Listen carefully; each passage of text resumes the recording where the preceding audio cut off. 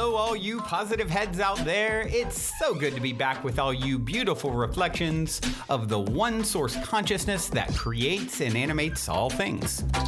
If you're new to this podcast, of course, we are super happy to have you here, and we just ask that you bring an open mind and heart to your listening experience and to be prepared to explore vantage points that I'm convinced will help shift or solidify your current understanding of the ultimate nature of reality in a way that is extremely empowering. Speaking of exploring powerful perspectives, I'm super excited to announce that on January 5th, I'm going to be freely gifting each of you my very first book, The Golden Key: Modern Alchemy to Unlock Infinite Abundance. In the book, which was initially shown to me in a dream and has been followed by a next level amount of synchronicity, by the way, I share the keys to manifesting abundance that I've personally discovered over 20 plus years of trial, error, and deep exploration of these perspectives, as well as one golden key that ultimately ties them all together. Also, I would like to invite you to participate in a unique abundance manifestation experiment with me and the other readers that is outlined in detail at the end of the book and at the book's website, goldenkey.gift, where readers will also share the inspiring results of their abundance manifestation experiments. So if you're wanting 2021 to be the year that you alchemize the circumstances in your life so that your abundance expands to an entirely new level, head over to goldenkey.gift to sign up to accept my golden gift right when it comes out on January 5th.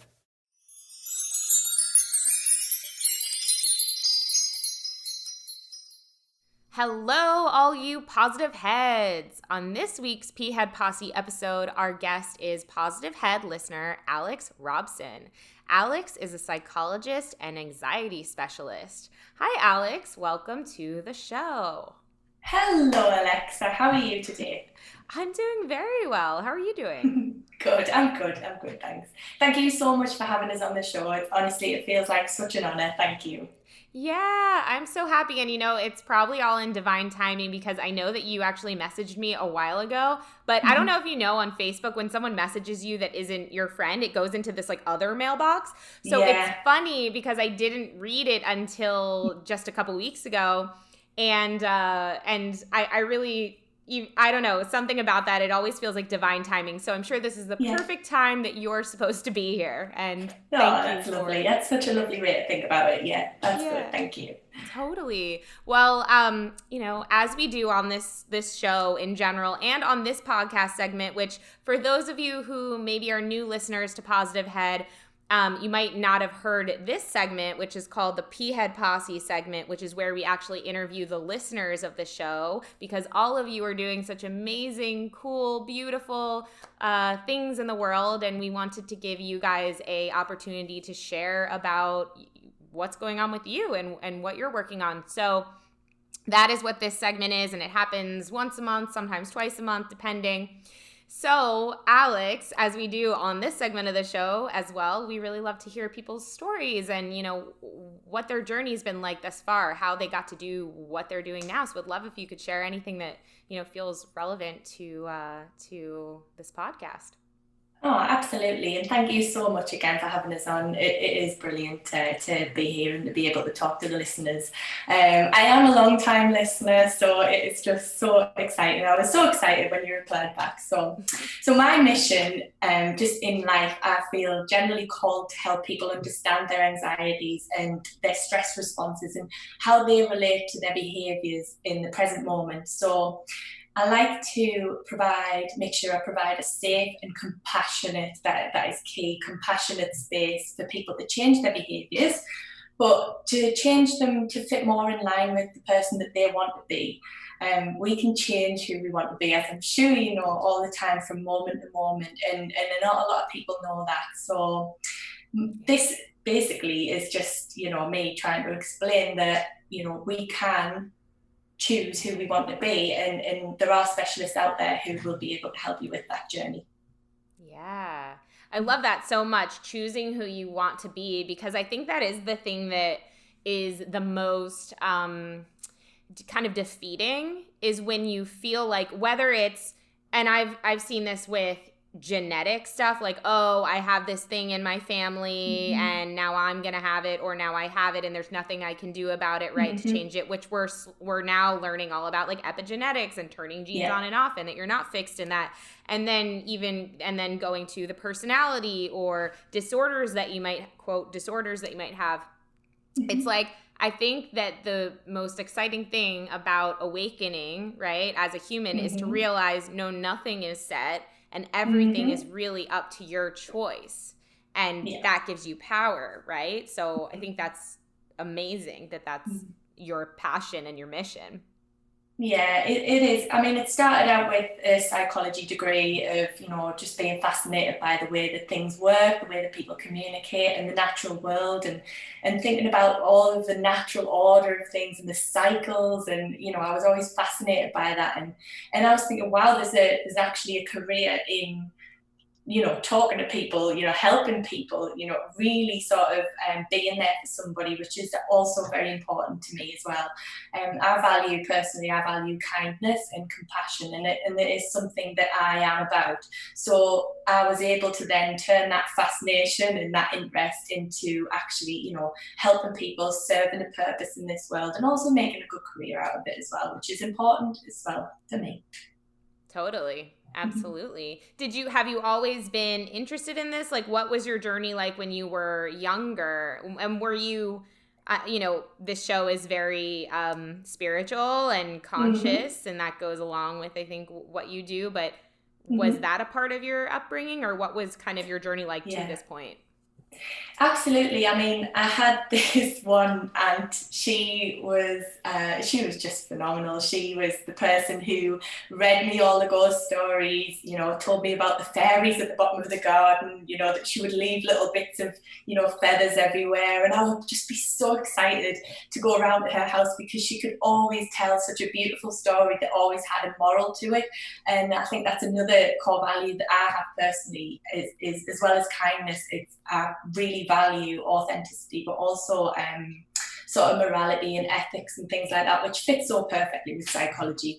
So, I loved how you could tell a story and capture somebody's imagination, use imagery and use something that might be out there and exciting, but it really hammers home the point of actually, it makes you think, it plants that seed, and therefore then you can go on and change your behaviours if you think about that seed and you let it grow. So I was always fascinated with, crystal. She got me into Reiki, all sorts of things like that. I myself don't practice that as a professional, because I'm not trained to, and I have a different role. But I always say to people, and I always encourage that exploration of the spiritual world, because it means so much. And arguing whether or not it exists, or arguing the toss of that, is just completely missing the point whatsoever. It's it's about finding something, finding a community, finding people who are like-minded, and also talking about those weird and wonderful things. And again, using the symbolism and the messages to to shape who you want to be and help the world. And also, I mean, let's not say, it's just the most relaxing thing in the world, Reiki. I mean, anybody who's done Reiki, you nearly fall asleep like that. So, it's very, very important to practice these alternative therapies, because we are humans, we're multifaceted, we're multidimensional. So, just having this one size fits all, and, everybody needs to do this, and it's textbook from A to B or wherever, it's, it doesn't work like that. We don't work like that. Yeah, absolutely. Yeah. And I think there's like a time and a place for all of it, right? It's like there's room for like the quote norm, right, when it's appropriate, and there's so much room for this alternative, which is becoming more and more popular, I think, just by the day, because there's so many people that are kind of asking questions and seeking. And so it's a really beautiful thing to kind of witness this all becoming just coming more popular. And I know that you also, I love the thing about the fairies and all of that. I love fairies so much. I do too. Yeah. I do too.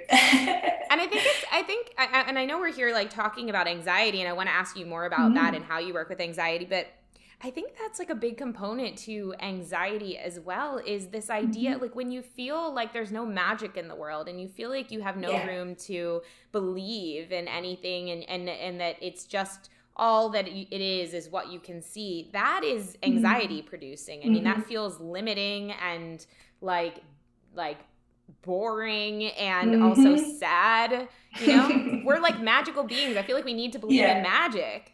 Absolutely, yeah. I know it's the power of visualization as well is, you know, it's huge, and it's always used in psychotherapy, even like, you know, just simple things like acceptance and commitment therapy that I'm trained in. It's, you know, use of metaphors and use of visualization and use of, you know, that inner, seeing that inner knowing and actually listening to your inner guidance. That's where the answers are, and this is where you can create. And so anything that sort of strengthens your ability to visualize things in your mind's eye is only a good thing. I really think it's a powerful tool to be able to develop the imaginary mind and, you know, thinking about everything that you want to create, because actually, as we know, those things can come true, and all of a sudden you've placed yourself in this situation, you think, did I dream I was here? Or, you know, like, how come this has happened? I'm sure I've been thinking about this every day, you know, and all of a sudden it just crosses your path because you're paying attention to it, you know, you're noticing things. And when you put yourself in that situation, you're only broadening and widening your experience as a human being. So absolutely, I mean, I always go with something, if it does no harm, you know, by my ethical practice, my code practice, if it does no harm and it fits in with, you know, increasing imagination, awareness of the senses, the inner knowing, the belief in yourself as well, and thinking about the magic and believing in the positive things in this world, I think it can only be a good thing. And I do encourage people to seek that. But my only sort of caveat to that is, and this is why I always fall, I'm always that sort of person with two stools, is that, you know, we must be seeking somebody who is practicing ethically. We must.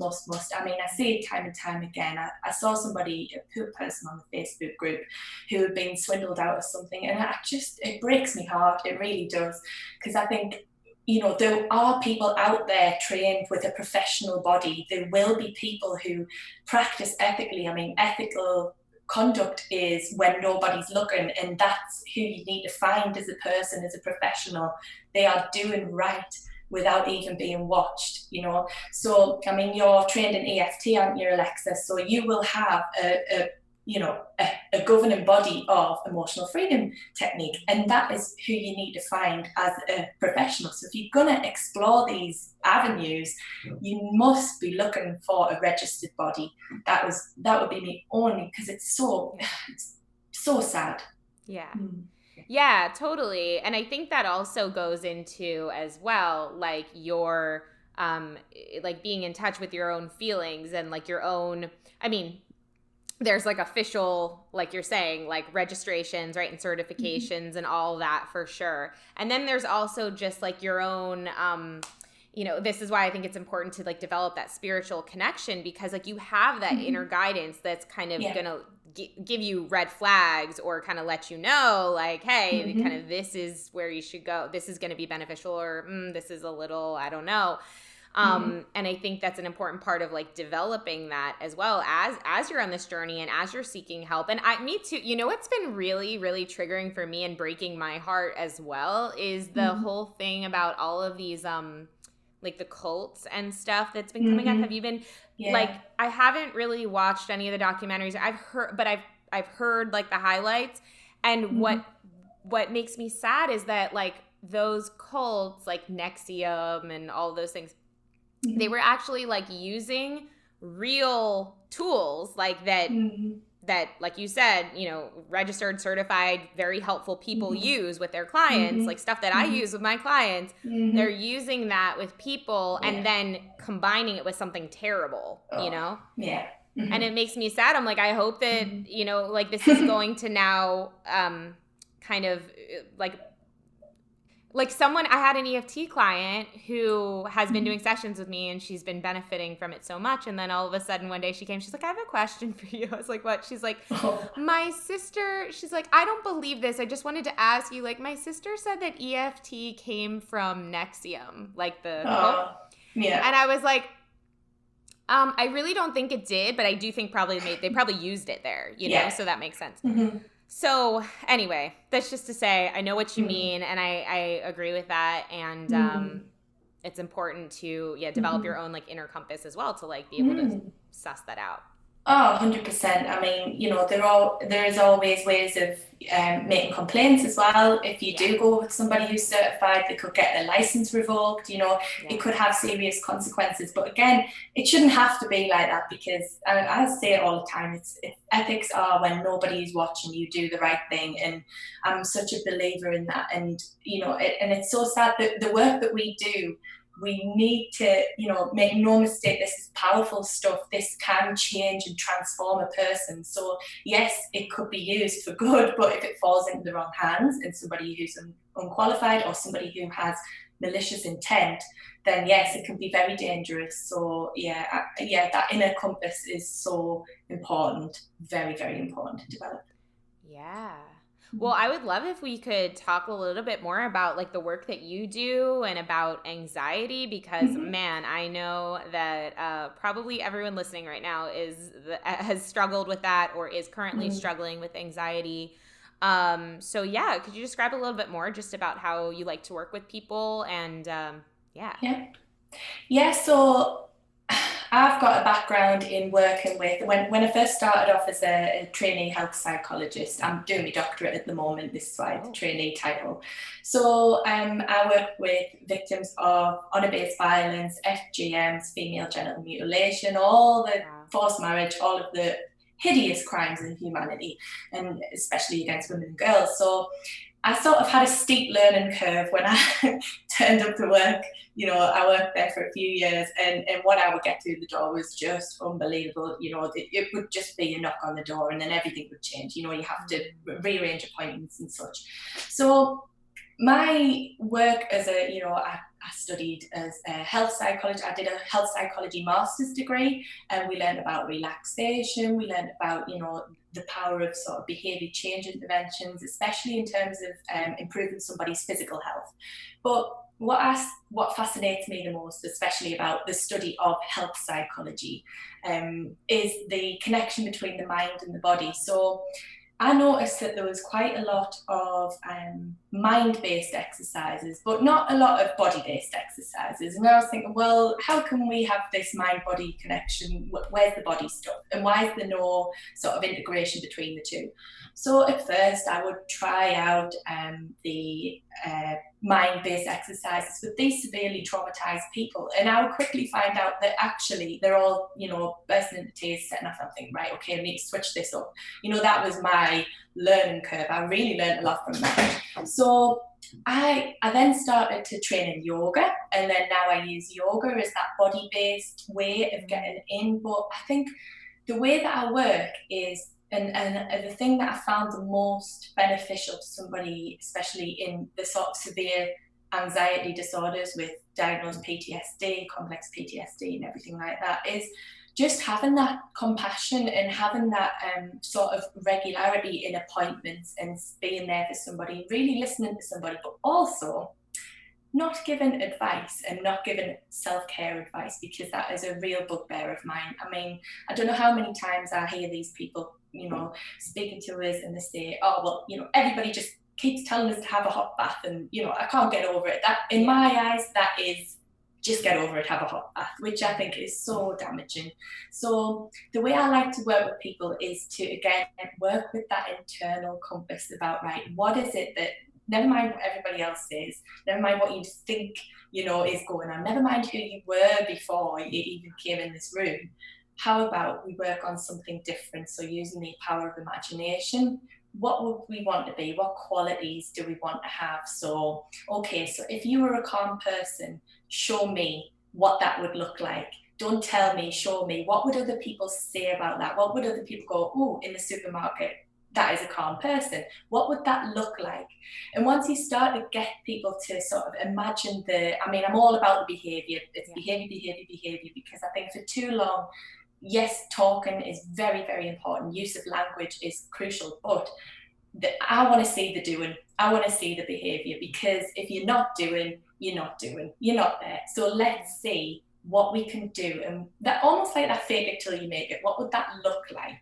What would it look like to be calm? What would it look like? What would it sound like to be collected? So that's what I like to work with people, and I like to sort of use, again, acceptance and commitment therapy. I think is a really useful tool, especially as you're trying to change somebody's behaviors. So you get them to do the doing. Let's get out, let's go.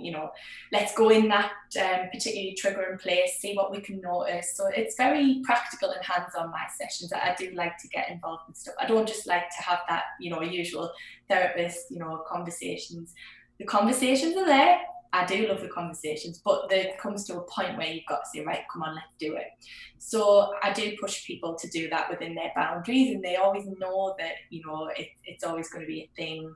It's never something that they don't request, and it's never something that they're really, really uncomfortable with. But it is, and I always say this, it is really important to do those uncomfortable things and to just dip your toe in slightly, ever so slightly, edge towards that uncomfortability, because that is where the growth is. So when I work with people, I sort of work with people on their own individual spectrums of stress. So really deep down underneath it all, it's the PTSD and all the horrible, nasty things that lie underneath there. But we can slide all the way up, and usually when people come to see me, it'll be they're presenting with something completely different, or it'll be like a low-level anxiety, or I just can't do this thing. And it's like, right, okay, once we peel it back and scale back, we realise that there's so much stuff underneath there that's being layered upon layered upon layered. All of the experiences that you've had in your life that's confirmed that, whether you know it or not. So let's work with the body to try and release that. Let's, do some exercises. Let's do something physical. Let's, get outside. Let's have a walk. Not in this weather, mind, in the UK at the moment, because it's winter, but, in the summer, I do like to get out a little bit more and, get out walking and things. So that is really, really important to my practice. But yeah, so another thing as well that I tend to find is that there's a common misconception about what trauma is. And although I don't claim to treat trauma, because I don't believe people are there to be fixed, I don't believe people are there to be, treated by some weird savior person. That's not what a psychologist is. I'm not Jesus. I'd like to be, but I'm not. But yeah, there's a common misconception about what it is. So people say, I live with this, but you've got no idea about what my sister went through. And it's like, but no, let's just scale that back. That there is something there. And just because, you say that you didn't have this, catastrophe or whatever, if it has affected you to the point where if you had an experience and it's hurt you and it has affected your behavior in the present moment, it is a type of trauma in my book. And we've got to work through these little knots. We've got to see what's there and see how we can shape that to be more in line with the person that you want to be. Because trauma, it drags you into the past. It's all of a sudden you're dragged into the past. And it's like this time machine that keeps pulling you into the past or into the future as well with anxiety. So I just really like to, I always think, I don't know whether I could get this visual, but in my imagination, my little visual thing that I'm going to have, speaking visuals and metaphors, I get this, like, my practice is like, we're on this little screen, right? I think it's an optical illusion. So we're on this little screen and every present moment is the new frame, right? So we're always this new frame, but what's going down is the infinity of little frames. Now, I feel my job is to stay always within the biggest and most present frame so that I can always be outside and, and I don't get lost down that rabbit hole. Maybe somebody will be able to find us this visual somewhere. I don't know, but I might make it myself. So yeah. No, I'm with you. Yeah. Yeah. Oh, good. Yeah. So the person keeps getting caught in these frames. It gets stuck on a frame, and I can see them going backwards and downwards. So I have to, you have to keep pulling out of the rabbit hole, and that's difficult because we are human, and it is very appealing to stay within those frames, if you will, and to get dragged within that frame beyond infinity. So the real change, as you know, happens in the biggest and largest frame, that is the present moment. It's the right here and the right now, and how you choose how you want to behave in this frame. And if that behavior is workable or unworkable, typical acceptance and commitment therapy, nothing's bad, nothing's good. It's just, is it getting me where I want to be, or is it not? And that's it. That's the way I like to work with people. Wow, I love it. You are so similar to me. I mean, not, I don't even mean that. I just mean I love it because I'm totally with you, and I love everything you're saying, and I'm right there with you on the philosophy and the way that you like to work with people. And I love that description you just gave, because it was so visual. It's so true. I love the idea of, it's like your past is just like this rabbit hole. It's kind of sucking you down, and you need to actively work to stay in the present. And you're not alone in that. Every human has to do that. Like you said, it's just part of kind of our programming to constantly look back at the past. And why is that our programming? Well, we could go down a million rabbit holes about that. But at this point in time, it needs to be what Brandon says on this podcast all the time. It's a daily conscious effort, right? And it's even more than a daily conscious effort. It's especially when you have something, like you said, that continues to pull you back or affect you in this present moment. That is why you hire someone like you. That is why you hire someone, so that that person can hold your hand in a way and walk with you to the uncomfortable thing that is getting in your way, and say, it's safe. This is a safe space for us to work through this, or figure out what's here, or process this. I think that's like the biggest thing too, is that like so many people, I was describing this to my dad yesterday, because speaking of the talking, so I've been to therapy many times, and it's helpful. Is it helpful? 100%. It is. It's very helpful to be listened to and feel like you have a space to talk. Sure. Yeah. However, at a certain point, from my perspective, it only gets so far, because at a certain point, you're just going round and round and round and talking about the same stuff. And it's kind of like you're never deactivating it, really. You're just you kind of keep hitting yourself in a way. Yeah. And so there needs to be something, like you said, like within something that you do, it's like a somatic practice where you're actually releasing, you're changing it, you're deactivating it, right? And anyway, I was kind of talking to my dad about it, how it's kind of like this monster that's like under the bed, and you think it's a monster under the bed. So every night when you go into your room, you jump onto the bed because you're like, oh my God, there might be a monster under there, but I'm not going to look because I'm too scared. Yeah. And so then when you work with someone like you, it's like that. It's like you're asking someone, will you please help me see that there's nothing under this bed, or there is something under this bed, but we can deal with it, right? We can have a little peek and then jump. Yes. Yeah. We can go through the process together. Yeah. And I really feel like I feel like people feel, they just don't want to do it alone. They just want to feel supported, and like they're not alone. And so someone like you, working with someone like you, like that's exactly what you're doing. And it's such a beautiful thing. And, thank you. Yeah. I just really want to, I just love everything about you and what you're saying. And I second it all. No, thank you so much. Yeah, totally. Oh, that's so lovely to hear.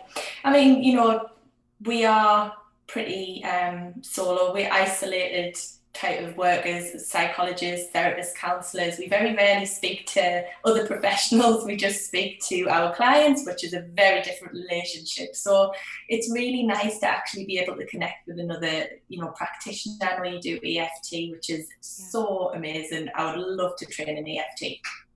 Thank you.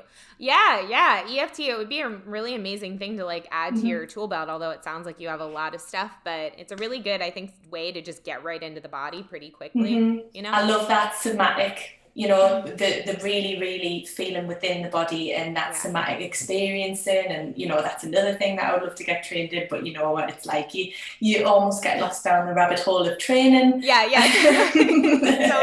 Totally. Yeah, a new training course comes up, you're like, oh, I'll do that one. You know, your husband goes, please, no more courses, please. Yeah. Are you you seem like someone who loves to learn. Do you love to learn? I do, I do, absolutely, I mean, I'm always learning. I'm learning every time somebody steps into my world. I just, you know, absorb what they're saying and I just go, wow, I never saw the world like that before. And I'm constantly learning about things that work and things that don't work. And, you know, we're not perfect. We are humans ourselves. So, you know, we like to, sometimes, you know, we can get caught in the rabbit hole and we can get triggered by things, but that's why it's so important to talk to other professionals and get the help out there and the supervision. But yeah, it's been so lovely to be on this podcast today. Thank you. Yeah, thank you for coming on. And how can people, if they want to work with you or they want to talk to you about potentially working with you, how can they contact you? So I have a website, which is www.mindbodycoaching.org.uk. I had to think there. So yeah, I have a Facebook group as well. I'm part of the Positive Heads Facebook group, so people can find me there. And yeah, just email, call, anything like that, you know, I will respond. So it's been a journey to get here. As you know, I've only just started self-employed, you know, having my own business and things, which has been really scary and it's been a challenge in itself, but it's something that I was always capable of doing. I really needed that push, and I feel like what's gone on this year has given me the push to say, you know what, I'm not going to do this for somebody else anymore. I'm just going to do it on my terms. Because, you know, the thing about, I don't know about you, Alexa, but I tend to run, I mean, I shouldn't maybe say this, but I tend to run over on appointments because, I don't know, I just can't bear the thought of, you know, opening up to somebody for the first time about something quite painful and being clock watched and thinking, you know, I'm on a timer, I best get out, which my old job, it was great, and I got so much experience, you know, not the Halo project where I worked, it was a different job as a health and wellbeing advisor, but I used to see very intense cases. I used to have 30 to 40 appointments a week, and you know, you just have one after the other and being very self-aware, I thought I can't sustain this any longer, because one, I really hate having to, you know, say, sorry, I've got another appointment, and two, I just thought, what's this doing to me and my batteries? I'm not, you know, I can't do this for a long time. So I think it's nice to have this new business and the liberty to be able to have flexibility with my schedule and say, do you know what, if we have to spend hours talking about this, if this is something that you will benefit from, then let's just do it, because I will not see more than one person a day. I don't know about your work schedule. I don't see more than one person a day for tapping either, because it just takes so much. It does, and I want to be so present, and I've noticed, if I even do too, it's like it's just too much, and I want to be there for totally. Yeah. So I wanted to ask you actually, Alexa, that I wanted to ask you about your self-care behaviours and what you find beneficial for when you finish tapping or when you finish a session with a client. Like how to kind of detach, decompress. Totally. Yeah, it's a really good question, and that's really good information for people listening to this podcast as well, because I know a lot of people here do a lot of work, whether it's energy work or coach, whatever it is. And if you don't kind of find a way to separate, you can kind of just take that with you. I really like to dance. I really like to kind of like put on music and just kind of dance. Like that just kind of gets me back into my zone, and kind of I really like the idea of like shaking off energy and me too. I love that. Yeah. And I also sometimes I'll actually kind of like I'll physically kind of close down my energy. It's like in my session I've been open and I'll do like a visualization. I'm very big on visualization too. I think it is the most undervalued thing ever. Totally. So I love doing visualizations too, to kind of like close down, detach, cut. Not really like cut cords, but just kind of take my energy back. Yeah. And so yeah, that's really what I use. And I'm trying to think if there's anything else. No, that's really what I do, and it seems to work for me. It doesn't have to take too long either. How about you?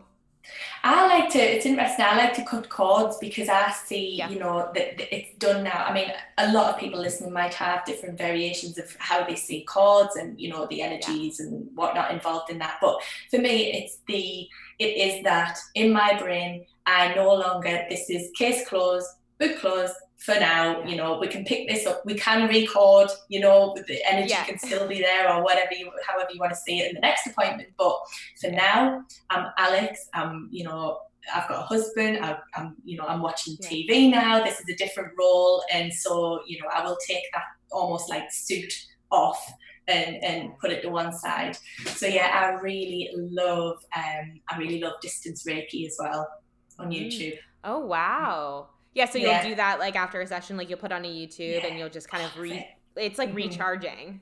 Love it, absolutely love it. That's such a good idea. Yeah. And do you know what it is? I never thought that I would feel so relaxed by watching, a video essentially of somebody just waving their hands in front of us, but it's so relaxing. And I can really follow that process in my brain. I just go, right, okay, taking off this suit, taking off these, cords, that's a person, I wish them well, wrap them in love, see you later, I'll see you next week. So that's what I love doing as well. I recommend that distance Reiki stuff. That is a really good idea. I've never thought about that, and that is a really good idea. And I was just thinking, oh man, that would be a really good like TikTok account or something where it's just like 1 minute like distance Reiki that. Maybe there's probably people that are doing that on TikTok. I'll go look. I'm going to try that. But you know what? You're right, because with the cutting cords thing, so it, for me, there's like two different philosophies about cord cutting that I've kind of like subscribed to at different times, right? Some people think when you cut a cord with someone, you're like cutting the cord. You're like saying, I no longer, it's that whole thing of like, I'm breaking up with someone, I am cutting this cord goodbye, right? That is it, yeah. Yeah. But then there's also like, I was listening to Elizabeth April. I don't know if you know who she is, but she's on YouTube, and she was talking about how like we have cords with, inanimate things. Like we have cords with every single, like if you could see the cords, it would be like like Spider-Man, spider webs everywhere, right? Yeah. So it's like, she's like, you should cut cords all the time, like as much as you can, it's just a way of consciously coming back and saying, this is my energy, that is your energy, this is my energy, that is your energy. And I think that is a really healthy practice, because it's, especially as empaths, which I can tell you are, you love people so much, and you're obviously many people listening to this podcast are, but I know you are. We attach to things so quickly, and we blend, and we kind of have a harder time distinguishing, I think, what is ours and what is other people's, and what is ours and what is the collective's as well, So yeah, I like that. Yeah, it's that, I think as well, on a level with any therapist or even like, psychologists and stuff, you do have that.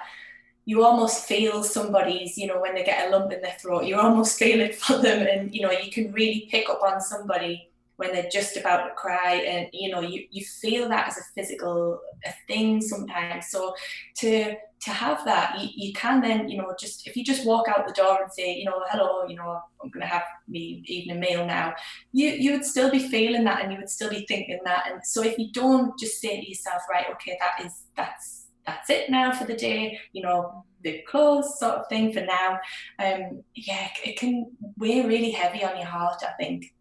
And it's a very important practice to try and embed whatever works for you. It could be anything. It could be going out for a walk as well, like dancing, like what you said. Just or making sure that Yeah, like if it was summertime, what I would say was I go out and I walk barefoot on the park right near my house. Ooh, I look like the crazy person, but I don't really care because it's warm out, it's sunny, there's a lot of grass, and I'll just like walk around barefoot, grounding. That helps me a lot, but it's freezing cold outside, so I don't want to do that right now.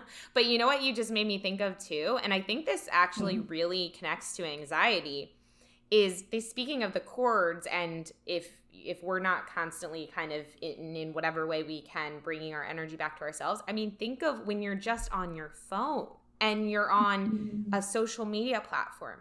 How many like little stories are you like connecting to, little, you know, things that you're connecting to, pieces here and there, and you're taking that with you whether you really understand or not, and that's like a kind of a lot of junk and debris in your field, you know. It's I always say this, it's your diet is everything. It's what you listen to, like who you choose to read about, you know, it's all of this information that you take in.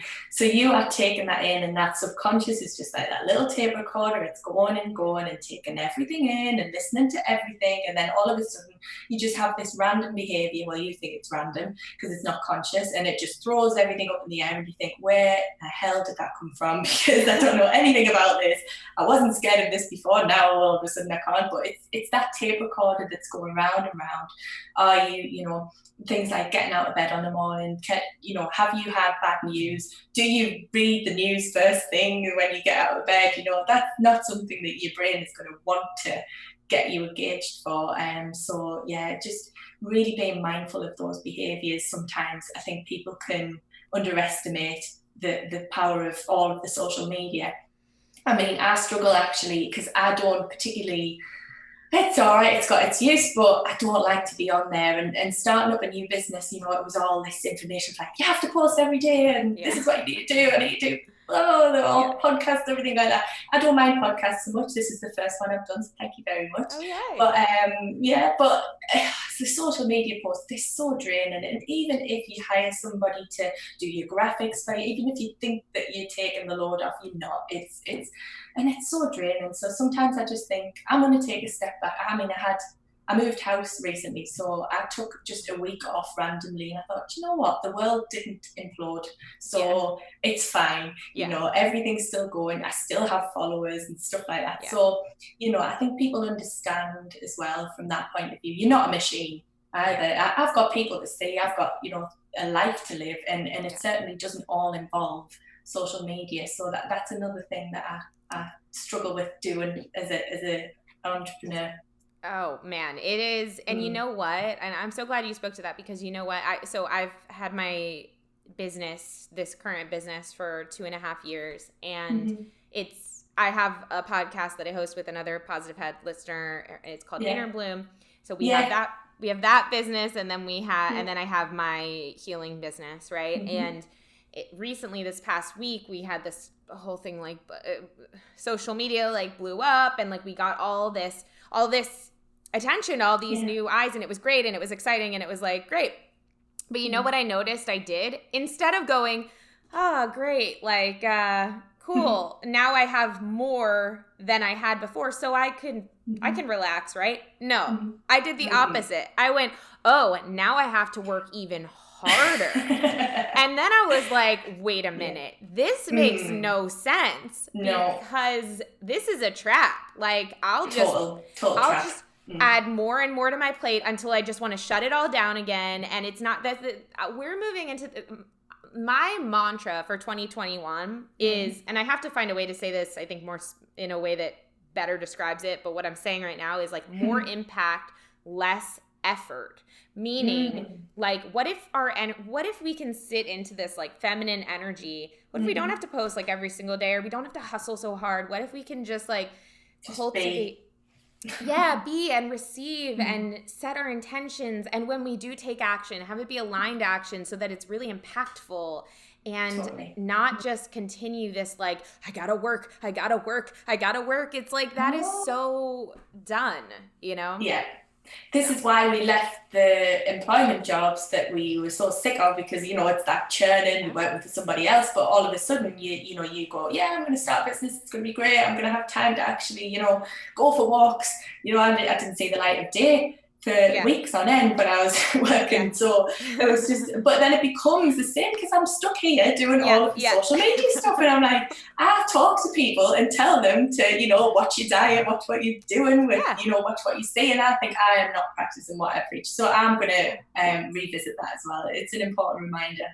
It really is. And I think it's just part of finding your balance. You go a little too far over, you start catching yourself sooner, then you come back, you pull back. It's just finding your balance. And, and I think we're on the path to that. And it's good to have these conversations to remind people of that, because it's hard it's easy to fall in the trap. So definitely. I really appreciate this conversation. And I think this is like, it's so lovely to meet you and connect. It's lovely to meet you too. I know. Thank you so much. Yeah, thanks for reaching out. Is there anything else you feel called to share before we wrap up? I feel called to share about, this is, again, left field for me as a psychologist, but I know the listeners will be so into it, crystals.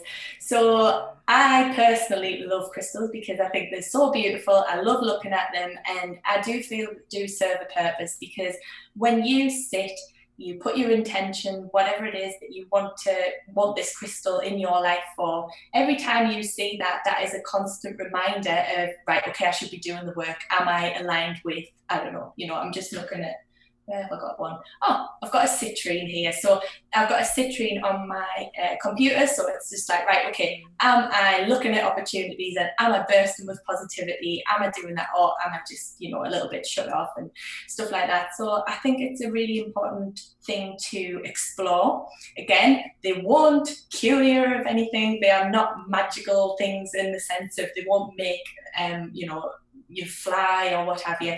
So be careful. Unfortunately. Not at all, fortunately. So I really love also, I think we touched upon the somatic aspect of things as well, and the really being in your body. When you hold a crystal in your hand, particularly one, actually, it's funny, the aunt who inspired me about all of the, spiritual side of things, she gave me this hematite crystal, I believe it is. It's just like a black shiny sort of, a little bit silvery. I believe it to be hematite, and it's an egg.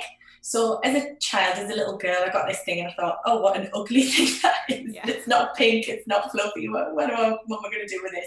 So as I was recently moving house, I found this crystal and I thought, she gave me that when I was little, and and so every night I've been holding it on a nighttime, because it's so heavy. Anybody who has dealt with hematite knows that it's such a ton weight, and I really love falling asleep with a heavy, cool thing in my hand, because it's freezing to the touch. It's so cold to the touch when you pick it up.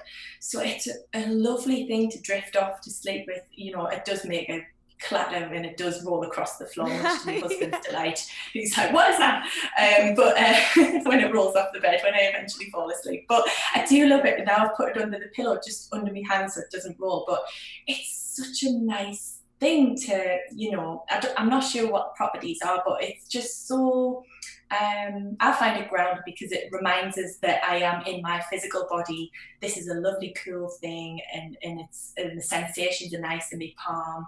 So I would, always recommend people explore anything that's going to be a positive. And again, do no harm. As long as it does no harm, as long as people are acting ethically, I've got no problem whatsoever in people exploring what it means to be human, and all of the beautiful communities out there, and the beautiful things that you can explore in your body as well. So that's it for me. I love that. And I was going to say, it's so funny you said that about like the falling asleep with it, because I was going through like a really challenge. So when I first got into crystals, I like went on a crystal rampage, and I like got like a million crystals, and I would literally like put them in my bra and put them in my clothes and carry them around, as every woman does, I think, at some point. And then I was like, then I really wasn't, like, I just wasn't getting any new crystals, because I realized like, what am I doing here? I'm not really intending anything with them. And then I was going through like a really hard time a few months ago, and it was just this insanely stressful time. Like I was just like, I couldn't sleep, I couldn't eat. There was just all this stuff going on that I was just like so out of control with. And I did one of those, like, you know, like those word searches where it shows you all the letters and then it's like, what words do you see, right? So it was one of those for crystals. It said, whatever the first one is that you see, you need. And I was like, cool, I love these. So the first one I saw, I was like, I've never even heard of this crystal. I just saw it and knew that's the name of a crystal. So I look it up, and it turns out it was a crystal for extremely stressful times, and the crystal itself has lithium in it. Like, you know how you take lithium as absolutely. So it actually works the same. If you just contain like lithium around you, it helps relax. So I end up ordering this crystal, and it comes, and it's just like, it's like this lavender crystal with all this lithium in it, and I put it under my pillow, and I sleep with it. Like, I used to fall asleep with it in my hand, like you said, and it would always roll off the bed and make a noise, and my husband would do the exact same thing. Yeah, no, you know.